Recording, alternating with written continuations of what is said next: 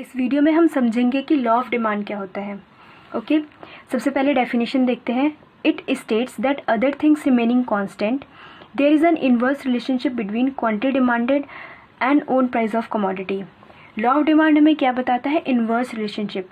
Inverse relationship का मतलब क्या होता है? अगर एक चीज़ बढ़ रही है तो दूसरी चीज़ कम हो रही है, और इसका उल्टा, अगर एक चीज़ कम हो रही है तो दूसरी चीज़ बढ़ रही है। ओके, तो it state that other thing remaining constant, और ये रिलेशनशिप किसके बीच में बताता है? Quantity demanded and own price of commodity. Price और क्वांटिटी डिमांडेड के बीच में इनवर्स रिलेशनशिप बताता है। अगर प्राइस बढ़ रही है तो क्वांटिटी डिमांड कम हो रही है, और प्राइस कम हो रही है तो क्वांटिटी डिमांड बढ़ रही है। इसका मतलब क्या हुआ? It states that other things remaining constant. इस लाइन का मतलब है कि जो बहुत सारे फैक्टर्स होते हैं जो हमारी डिमांड को अफेक्ट करते हैं, उन सबको हम अज्यूम करते हैं। अज्यूम क्या करते हैं? उन सबको हम कांस्टेंट मानते हैं कि उसमें कोई चेंजेस नहीं आ रहे हैं। ओके, तो assumptions of law of demand, तो ये हमारी सारी अजम्पशंस हैं। ओके, सबसे पहली है हमारी taste and preferences of the consumer are assume to remain constant. Taste and preferences जो होती है कंज्यूमर की, उसे हमें कांस्टेंट मान के चलना पड़ता है कि कंज्यूमर की टेस्ट एंड प्रेफरेंसेस में कोई चेंजेस नहीं आ रहे हैं। There is no change in income of the buyer. जो बायर की इनकम है, कंज्यूमर की इनकम है, उसमें कोई चेंजेस नहीं आ रहे हैं। ना कंज्यूमर की इनकम बढ़ रही है ना कम हो रही है। Okay, price of related goods do not change. जो प्राइस ऑफ रिलेटेड गुड्स हमारे टू टाइप्स के होते हैं, substitute good and complementary goods. इन दोनों में चेंजेस नहीं आ रहे हैं। एंड लास्ट है हमारा fourth, consumers do not expect any significant change in availability of the commodity in the near future.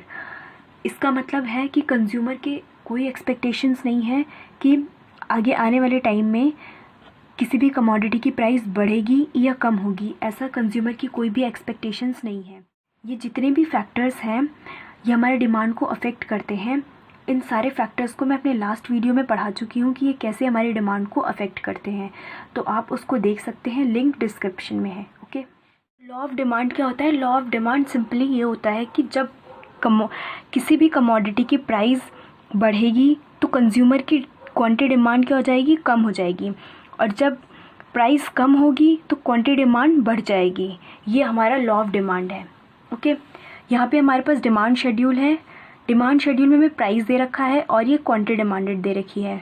जब प्राइस 10 है तो कंज्यूमर ने कितनी क्वांटिटी परचेज़ करी? 100।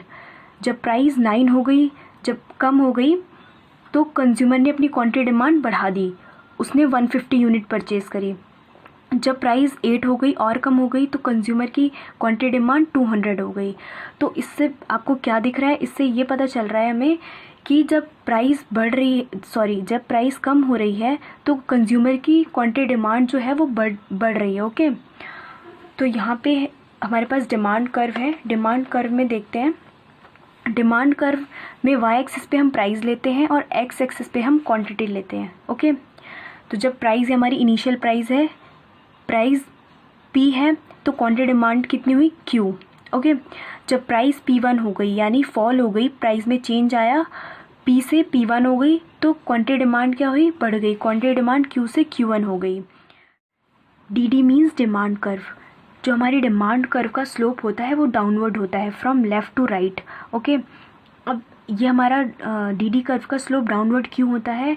क्योंकि जब प्राइस में चेंज आता है, जब प्राइस हमारी फॉल होती है तो कंज्यूमर जो है अपनी क्वांटिटी डिमांड बढ़ा देता है। इस वजह से जो हमारी डिमांड कर्व का स्लोप है वो डाउनवर्ड होता है।